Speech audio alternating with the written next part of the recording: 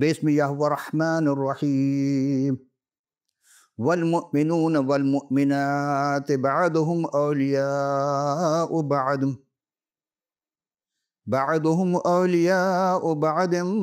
یأمرون بالمعروف وینہون عن المنکر ویقیموا الصلاة ویؤتوا الزکاة ویعطوا اللہ ورسولہ اولئک سیرحم اللہ ان اللہ عزیز حکیم۔ صدق اللہ العظیم۔ سورہ توبہ نواں سورہ قرآن شریف کا اور آیت نمبر 70۔ تفسیر بغوی دوسری جلد سورہ توبہ آیت نمبر 70۔ ترجمہ کچھ یوں ہے کہ اور مسلمان مرد اور مسلمان عورتیں آپس میں ایک دوسرے کے دینی رفیق ہیں، جبکہ اولیاء کے معنی دوست یا رفیق ٹھیک ہے، لیکن یہاں مومن اور مومنات لکھا ہے، تو ترجمہ مکٹ ہونا چاہیے تو اور مومن مرد اور مومنات عورتیں آپس میں ایک دوسرے کے رفیق ہیں، نیک باتوں کی تعلیم دیتے ہیں اور بری باتوں سے روکتے ہیں، اور نماز کی پابندی رکھتے ہیں اور زکوٰۃ دیتے ہیں اور اللہ اور اس کے رسول کا کہنا مانتے ہیں، ان لوگوں پر ضرور اللہ تعالیٰ رحمت کرے گا، بلا شبہ اللہ قادر مطلق ہے اور حکمت والا ہے۔ آمین۔ تمام حمد و ستائش، تعریف و تمجید اور شکر گزاری خدائے لم یزل کے لیے ہے، اور حقیق عرفان خدا شناسی کے اس پروگرام میں جو ہم آج 7ویں نشست میں حاضر ہوئے ہیں، اس کا عنوان کہ آپ کے سوالات اور جوابات لے کر کے آئے ہیں کہ آپ تمام سامعین ناظرین خدمت پہ سلام اور خوش آمدید۔ آئیے ہم آج کے پہلے سوال کی جانب چلتے ہیں۔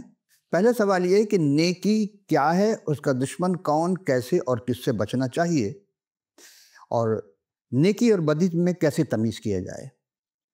جیسے کہ ہم نے عرض کیا ہے کہ ہم اس عنوان کو 4 مذاہب میں اٹھائیں گے: ہندو مت، سکھ مت، اسلام اور مسیحت میں۔ گاہ بگاہ دونوں کے ہم موازنہ پیش کریں گے آپ کی خدمت میں۔ تو سب سے پہلے نیک جس زبان کا لفظ ہے وہ فارسی زبان کا ہے، اور اس کو ریختہ بھی کہا جاتا ہے۔ ریختہ اردو زبان کے بطور استعمال صفت استعمال کیا، اور یہ 5 طرح سے استعمال ہوتے ہیں: اچھا، عمدہ، خوب، بہتر یا بھلا کے لیے۔ دوسرا ہے بدرجہ اتم یا بہت زیادہ یا بہترین۔ تیسرا ہے مجازن رحم دل اور خدا ترس، اور اسی طرح چوتھا ہے دیندار، پارسا، پرہیزگار، عبادت گزار۔ اب 5واں ہے شریف، بھلا مانس، نیک چلن، شائستہ، مہذب اور اچھے کردار والا، خوش اخلاق، جو ہو اس کو نیکی کی طرف گامزن کرتے ہیں۔ تو شاعر کہتا ہے کس کو کہیے نیک اور ٹھہرائیے کس کو برا، غور سے دیکھا تو سب اپنے ہی بھائی بند ہیں۔ نذیر اکبر آبادی نے اپنے اس نامے میں اس چیز کو پیش کیا ہے۔ نیکی کی تعریف کیا ہے؟ نیکی کسی عمل یا طرز عمل کا اخلاقی برتری آئینہ دار ہوتا ہے، اور ہونا بھی چاہیے، اور گویا کہ ایک قاعدہ کلیہ کی حیثیت رکھتا ہے۔ اس پر عمل اخلاقی قدر کی پاسداری پر مشتمل ہے۔ اصل نیکی لا یعنی بحثیں، مذہبی دلائل، نقطہ و آفرینی اور کسی مخصوص گروہ سے وابستگی نہیں ہے، بلکہ یہ ایمان و اخلاق یا اخلاقیات پر مشتمل ہے، اس سے متعلق ہے۔ اور نیکی کرنا ہر مذاہب میں روا ہے، کوئی نیکی کے لیے منع نہیں کرتا کہ فتویٰ نہیں صادر کرتا ہاں نیکی نہیں کرو، بلکہ برائی کے لیے، بدی کے لیے لوگ منع کرتے ہیں، یہ بدی کا کام نہ کرو، گناہ کا کام نہ کرو۔ عزیزو، نیکی کا عمل جو ہے وہ نیت پر مبنی ہے، جیسا پیغمبر نے کہا انما الاعمال بالنیات، اور ہم دیکھتے ہیں کہ طرز عمل اخلاص کا حامل ہوتا ہے۔ ایک غریب آدمی اپنے بیوی بچوں کے لیے پیٹ پالنے کے لیے وہ چوری کرتا ہے، اور اب اس چوری کر کے اس پیسے سے دودھ خرید کر لاتا ہے یا جو بھی سامان لاتا ہے، وہ بظاہر تو نیکی ہے کیونکہ اپنے بیوی بچوں کا پیٹ پال رہا ہے، خوراک کا انتظام کر رہا ہے، لیکن وہ جو فعل جس طرح انجام دیا چوری کا، یہ اس کے لیے حرام ہو جاتا ہے۔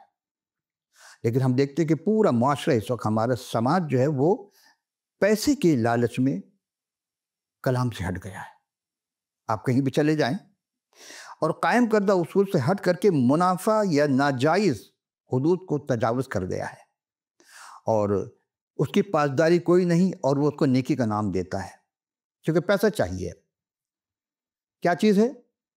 آپ دیکھیں گے ہمارے پورے معاشرے میں ذبح کیے ہوئے جانور پر انجیکٹ کیا جاتا ہے پانی، وہ گندا پانی، وہ جراثیم شدہ پانی جراثیم حل ہے اور وہ صحت انسانی کے لیے مفید ہے، لیکن اسے کوئی سروکار نہیں۔ دودھ میں ملاوٹ، 1 کلو سے وہ 1 من دودھ بنا سکتے ہیں کیمیکل کے ذریعہ، جو مضر صحت ہے۔ بچوں کے ادویات میں زہر عام ملا دیا گیا ہے۔ کھانے پینے کی چیزوں میں، پھلوں میں بیچنے کے لیے کلر کر دیے جاتے ہیں۔ ہم کہاں کہاں چیز ڈھونڈیں، ایک کوئی بھی چیز خالص نہیں ملتی، لیکن پھر بھی ہمارا دعویٰ ہے کہ ہم ہی جنتی، باقی سارے جہنمی ہیں۔ کیا یہ خدا کو یہ چیز پسند ہے؟ غور کیجئے گا کہ ہم کتنے پست ہو گئے ہیں، اور اپنے آپ کو مذہبی لبادہ اوڑھ کر کے مذہب ہونا فخر سمجھتے ہیں۔ یہ ٹھیک ہے، فخر ہونی چاہیے، لیکن دنیا کا ہر مذہب نیکی کا ایک تصور پیش کرتا ہے، اور اس میں کچھ تصورات مشترک ہیں، کچھ مختلف ہیں۔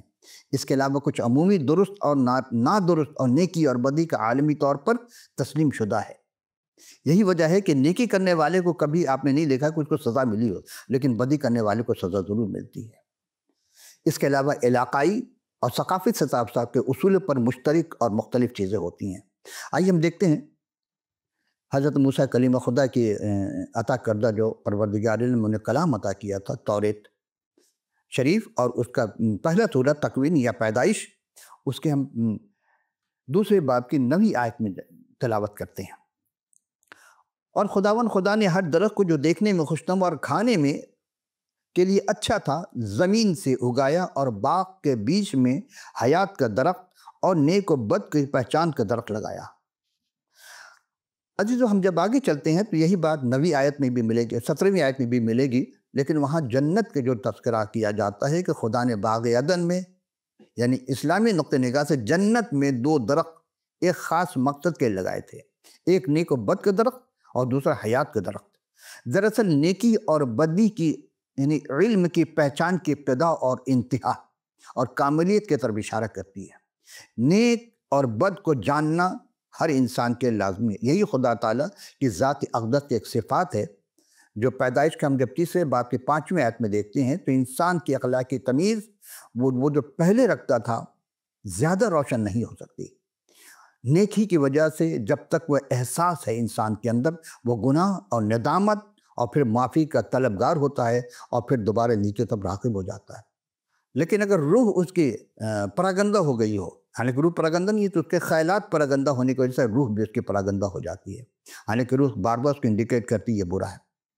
تو پھر اس کا دشمن کون ہوا نیکی کو روکنے کا، نیکی کو برائی میں تبدیل کرنے کا؟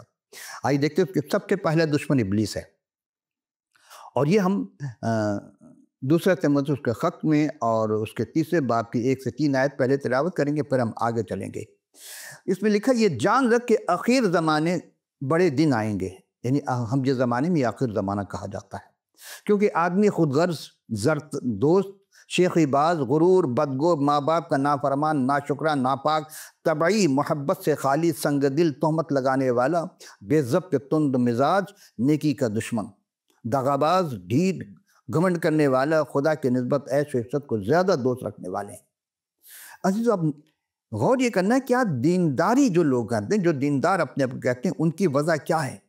کیا وجہ رکھنے کے بعد وہ اثر کو قبول کرتے ہیں، کلام کو قبول کرتے ہیں، کلام سے ہٹ کر کے؟ ریپیٹ، یعنی وہ دینداری کی وجہ تو رکھیں گے مگر اس کے اثر قبول نہ کریں گے۔ کلام یہ ہمیں اشارہ دیتا ہے آج کے زمانے کے، اور ایسوں سے بھی کنارہ کرنا چاہیے۔ جو لوگ ایسے ہیں بظاہر تو دینی وجہ قطع رکھتے ہیں لیکن ہوتے نہیں ہیں اندر سے، کیونکہ بلائے نہیں گئے، جس کالنگ نہیں ہے ان کی، جن کو خدا نہیں بلائے، وہ اگر آ جاتے ہیں تو پھر ان کے اندر وہ تمام اوصاف حمیدہ سے وہ دور چلے جاتے ہیں، اور برائی کو وہ نیکی سمجھ کر کے اس کو اپناتے ہیں۔ آئیے دیکھتے ہیں 6 آیت میں اسی باب کے، انہی میں وہ لوگ ہیں جو گھروں میں دبے پاؤں گھس آتے ہیں اور چھچوری عورتوں کو قابو میں کر لیتے ہیں، جو گناہوں میں دبی ہوئی اور طرح طرح کے خواہشوں کے بس میں ہیں، اور ہمیشہ تعلیم پاتی رہتی ہیں مگر حق کی پہچان تک نہیں پہنچتی۔ وہ لوگ آتے ہیں اور گھروں میں جا کے تعلیم دیتے ہیں، کب آتے ہیں؟ جب مرد گھر پہ نہیں ہوتے، صرف خواتین ہوتی ہیں۔ اسی لیے کہا گیا ہے کہ اگر تم کسی گھر میں جاؤ تو پہلے باہر کھڑا ہو کر سلام کرو، دستک دو، اور پھر ان سے کہو کہ ہاں کوئی مرد گھر میں ہے تو ٹھیک ہے داخل، ورنہ نہ داخل ہو۔ لیکن اب تو زمانہ بہت بدل گیا، زمانہ بدلا، یہ انسان نے اپنے آپ کو بدل لیا، کلام کے خلاف کر لیا ہے۔ 8ویں آیت میں جس طرح دو شخص کا تذکرہ ہے، ینیتیس اور یمبریس نے موسیٰ علیہ السلام کی مخالفت کی تھی، اسی طرح یہ لوگ بھی حق کی مخالفت کرتے ہیں۔ یہی ایسے آدمی جن کی عقل بگڑی ہوئی ہے اور وہ ایمان کے اعتبار سے نامقبول ہیں۔ غور کیجئے، جہاں ایمان ہوگا وہاں مقبولیت آئے گی، وہاں نیکی ہوگی، ساری باتیں ہوں گی۔ لیکن ہم کیوں کریں ایسی بات؟ کیونکہ ہم تو زمانے کے روش پہ اپنے آپ کو آگے لے چل جا رہے ہیں۔ آپ دیکھیں ہمارا پورا معاشرہ نیچے سے اوپر تک دیکھ لیجئے کیا حال ہے ان کا۔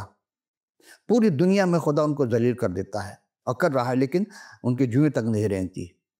اور لیکن اس کے برعکس تو نے تعلیم، چال چلن، ارادہ، ایمان، تحمل، محبت، صبر اور ستائے جانے اور دکھ اٹھانے میں میری پیروی کی۔ اب دو قسم کے لوگ ہیں، حق پر قائم رہتے ہیں، حق بات کرتے ہیں تو ان کو تکلیف پہنچائی جاتی ہے، اور یہ ایک صحیفہ جو خدا کے الہام سے ہے، یعنی ان کا نظریہ ہے کہ ہم جو بھی پیش کرتے ہیں، جو اس پر عمل کرتے ہیں، وہ خدا کے الہام سے اور اس کلام کے مطابق چلتے ہیں، لیکن ان کو ستایا جاتا ہے، ان کو جیلوں میں بند کر دیا جاتا ہے۔ یہ سچ کیوں بول رہا ہے؟ 100 سال پہلے ایک شاعر اکبر الہ آبادی، انہوں نے 100 سال پہلے کہا تھا کہ حریفوں نے رپٹ لکھوائی ہے جاجا کے تھانے میں کہ اکبر نام لیتا ہے خدا کا اس زمانے میں۔ 100 سال سے پہلے کی بات ہو رہی ہے۔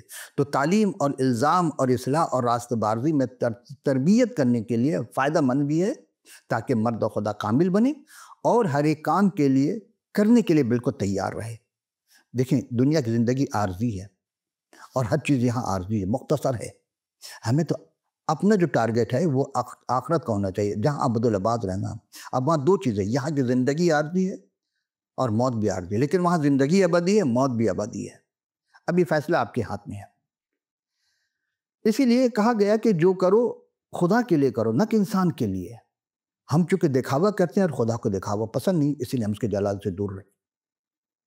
عزیز، دوسرا سوال آج کا ہے کہ کیا یہ نظریہ، خیال، عقیدہ درست ہے، یا ہندو، سکھ، مسیحیت یا اسلام میں نجات نیکی کے وسیلے سے ملے گی؟ آئیے ہم ذرا اس پر بھی دیکھتے ہیں۔ یعنی اگر کوئی یہ کہتا ہے کہ نیکی کے ذریعے ہم بچ جائیں گے تو کیا وہ بچا لیے جائیں گے؟ رومیو کے نام خط اور اس کے 7ویں باب کے 19 سے 24 آیت میں یوں مرقوم ہے کہ چنانچہ جس نیکی کا ارادہ کرتا ہوں وہ نہیں کرتا۔ ہوتا ہے ایسا ہر انسان کے ساتھ کہ ہم نیکی کرنا چاہتے ہیں لیکن کر نہیں سکتے، اور ارادہ کرتے لیکن کر نہیں پاتے، لیکن برائی ہم کرنا نہیں چاہتے ہیں اور ہو جاتی ہے۔ یعنی جس بدی کا ارادہ نہیں کرتا اسے کر لیتا ہوں۔ بس اگر میں وہ کرتا ہوں جس کا ارادہ نہیں کرتا تو اس کا کرنے والا میں نہ رہا بلکہ گناہ ہے جو مجھ میں بسا ہوا ہے۔ آپ غور کیجئے کہ ہمارے اندر گناہ ہے اور وہ ایسا بس چکا ہے کہ ہم اسے نیکی سمجھ رہے ہیں۔ غرض کہ میں ایسی شریعت پاتا ہوں کہ جب نیکی کا ارادہ کرتا ہوں تو بدی میرے پاس آ جاتی ہے، کیونکہ باطنی انسانیت کے روح سے تو میں خدا کی شریعت کو بہت پسند کرتا ہوں۔ سب کہتے ہیں ہاں شریعت کا حکم چاہیے، شریعت کی باتیں ماننی چاہیے، خدا کا کلام ہمیں یہی سکھاتا ہے۔ لیکن پس پردہ تو یہ باتیں ضرور ہیں، لیکن جب ہم غور کرتے ہیں تو اس کو بالکل برعکس ہوتے ہیں۔ جیسا کہ 23ویں آیت میں ہے کہ مگر مجھے اپنے اعضاء میں ایک اور طرح کی شریعت نظر آتی ہے جو میری عقل کی شریعت سے لڑ کر مجھے اس گناہ کی شریعت کے قید میں لے جاتی ہے۔ یہ وہ گناہ ہے جو قید کر دیتی ہے، ہم جب گناہ کے غلام بن جاتے ہیں، قیدی بن جاتے ہیں، جو میرے اعضاء میں موجود ہے۔ ہائے میں کیسا کمبخت ہوں، اس موت کے بدن سے مجھے چھٹکارا کون کرے گا، یعنی کون چھڑائے گا؟ اب یہ غور کرنا ہے کہ ہم سے جو گناہ سرزد ہوتے ہیں، ہم توبہ کر لیں، سب کچھ کر لیں، لیکن پھر بھی ہو جاتی ہے۔ تو ہم اس سے بچنے کے لیے اپنے آپ کو ایمان میں آراستہ کرنا ہوگا، اس کے پاس ایمان لانا ہوگا، اس کا ایمان لانا ہوگا جو کہ ہمیں گناہ سے بچا سکے، یا میری گناہ کے عوض اس نے قربانی دی ہو۔ یہ ہمیں سوچنے کا مقام ہے، تاریخ میں ڈھونڈنا ہوگا کون سی شخصیت ہے جو ہمارے بدلے میں، ہمارے گناہ میں ایڈوانس میں اس نے اپنے پر گناہ لے کر قربانی دی ہے۔ اور آپ کو ایک ہی حد سے نظر آئے گی، قرآن میں اس شخصیت کے 24 مقام پر ذکر آتا ہے، اور اس کا کوئی جسمانی باپ نہیں ہے۔ پہنچ گئیں گے آپ؟ اب آئیے تیسرے سوال کی جانب چلتے ہیں کہ کیا ہندو مت میں نیکی اور اس کے ستون سے متعلق کچھ بتا سکتے ہیں، اور اس کا مسیحیت سے کیا موازنہ ہو سکتا ہے؟ یہ دو سوال ہے۔ تو عزیزم، ہمارے چونکہ موضوع سخن جو ہے وہ ہندو مت یا سکھ مت نہیں ہوتا ہے، لیکن چونکہ آج سوال ہے تو ہم دونوں کے جواب دیں گے۔ ایک اعداد و شمار کے مطابق ہندو مذہب یا ہندو مت کو اکثر کثیر الخداؤں ایک اعداد کے شمار کو تقریباً 33 کروڑ خداؤں کے ماننے والے سمجھا جاتا ہے۔ اب سوچئے، غور کیے، 33 کروڑ خدا کو مانتے ہیں۔ ہندو مت میں قدیم ترین معروف مذاہب میں سے ایک ہے۔ اس مذہب کا مقدس تحریر میں سے 1400 سے 1500 قبل مسیح تک پھیلا ہوا ہے، اور سب سے زیادہ متنوع اور پیچیدہ مذاہب میں سے ایک ہے، جسے لاکھوں دیوی دیوتاؤں کا اور مانا جاتا ہے۔ اور ہندو بنیادی عقائد کے مختلف رسومات اقسام ہیں، اور ان میں مختلف فرقے پائے جاتے ہیں۔ اور پھر ہم دیکھتے ہیں کہ ہندو مذہب کے جو آپ نے سوال کیا 5 ستون وہ کیا ہیں۔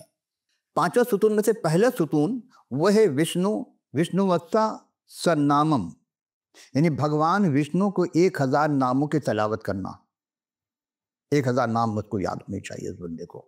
دوسرا ہے سندھیا وندھیان، روزانہ رسم و رواج کے مطابق عبادت بلا نازع 2 وقت کرنا پڑتا ہے، ایک سورج طلوع ہونے سے قبل، ایک سورج غروب ہونے کے بعد۔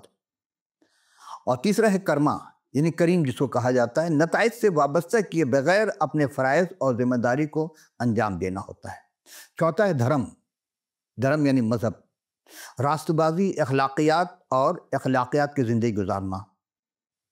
پانچواں ہے ایشورا پرنادیم، ایشورا پریانی دھیان، میں نے الہی کے سامنے ہتھیار ڈالنا، عقیدت کا احساس پیدا کرنا۔ یہ 5 ستون ہندو روحانی مشق میں لازمی بنیاد ہے اور اسے کروائی جاتی ہے۔ اس کا مقصد یہ ہے کہ افراد کی خود شناسی اور الہی کے ساتھ اتحاد کی طرف ایک سفر ہے ان کا، جو ان کو رہنمائی تک لے جاتا ہے۔ اگرچہ دنیا کا سب سے بڑا مذہب ہے، لیکن ہندوؤں میں اکثریت جو ہندو ہے وہ صرف ہندوستان اور بھارت اور نیپال میں یہ چیز کرتے ہیں۔ اور ہندو مقدس کی جو کتابیں ہیں وہ 4 ہیں، لیکن 3 کا تذکرہ زیادہ کرتے ہیں، 1 کا وہ کم کرتے ہیں، حالانکہ وہ بھی ضروری ہے۔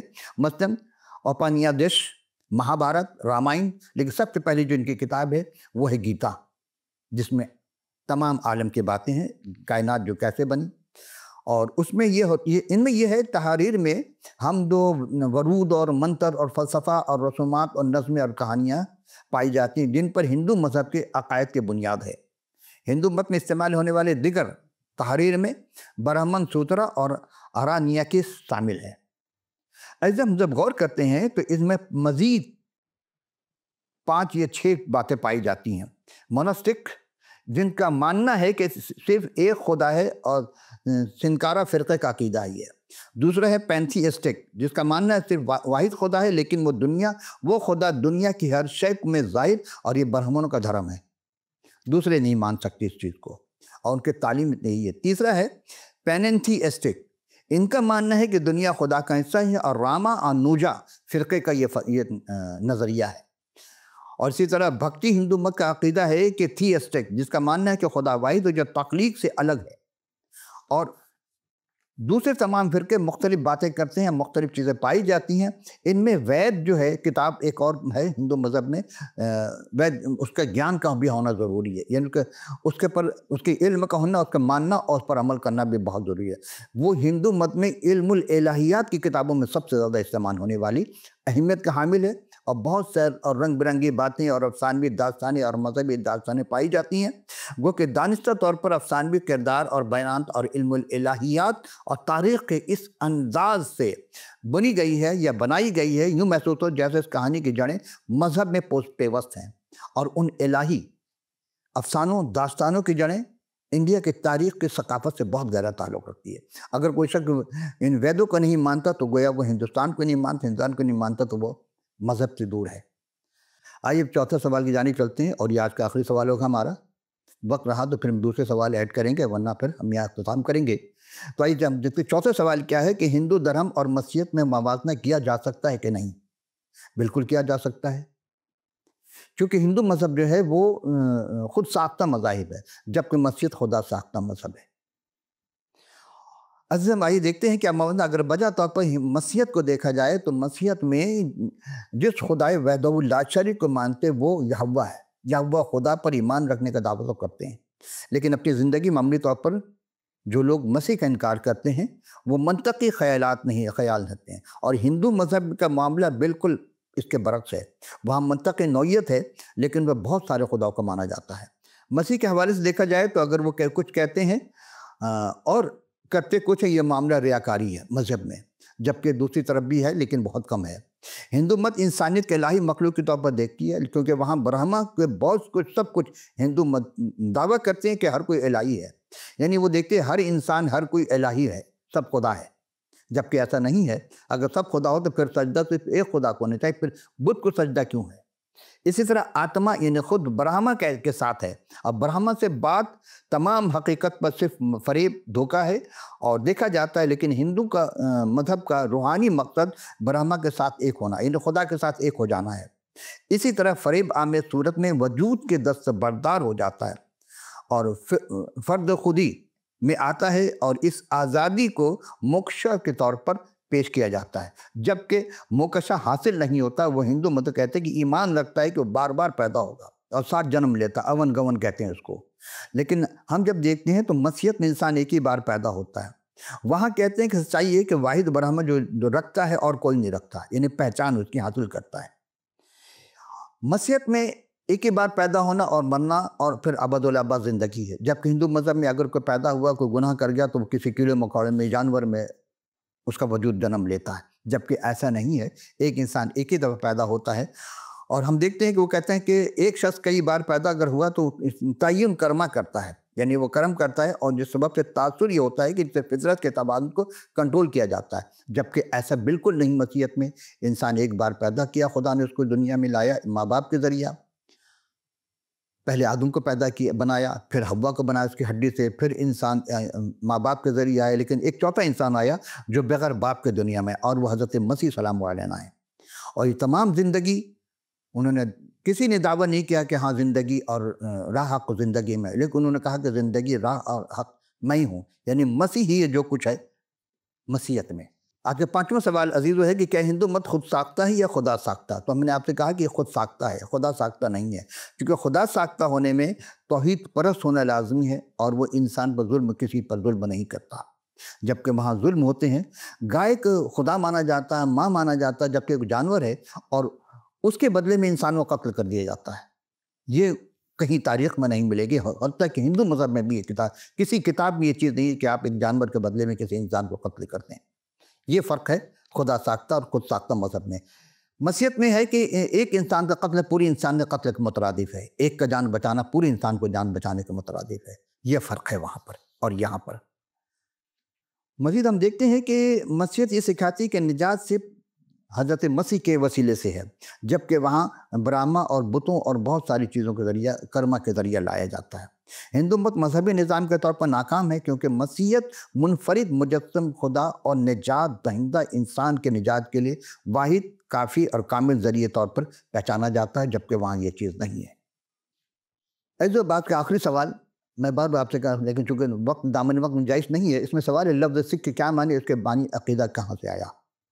سکھ مت کے بانی ہے گرو نانک، اور ان کا مقام ہے ابتدا ہندوستان۔ تاریخ ابتدا ہے 15 صدی کے آخر میں، اور یہ ابتدا اسلام اور ہندو مذہب کے درمیان سے ہے۔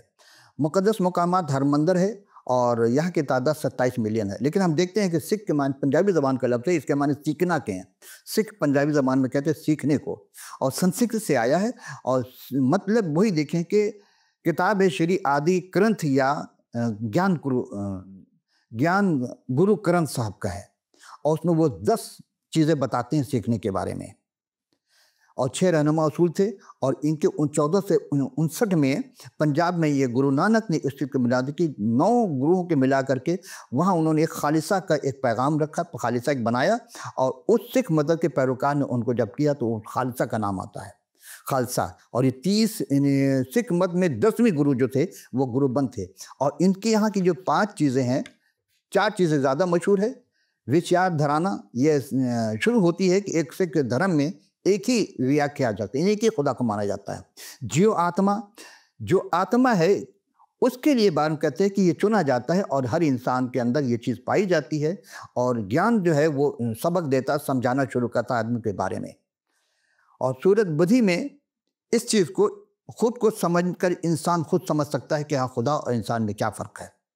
یہ سکھ مذہب جو ہے یہ خدا ساختہ بھی کہہ سکتے ہیں، خود ساختہ بھی، لیکن ایک خدا کو مانتے، بت پرستی سے یہ قائل نہیں ہے۔ ज्ञान पदराम जो इनके यहाँ जो है, इसके माने ये है कि कहीं से गुरु मत का ज्ञान पढ़ कर ये समझ कर भगत लोग या पदरम जो लोग होते हैं, इसे इस समय माया कर करके और टूटने का ज्ञान है, और सब कुछ जो है वो उसी वसीले से पाया जाता है। मुखत प्रादरम जो दूसरा है, ये ज्ञान मत ही है और माया की प्यास बुझाती है, इन्हें ख़त्म नहीं होती, बल्कि मन चित्त में एक है और जीवन में आराधना है। इसका मतलब है कि उसकी ज़िंदगी को सुकून चाहिए और ज़िंदगी के लिए उसको कलाम को पढ़ना ज़रूरी है, यानी गुरु नानक के कलाम को।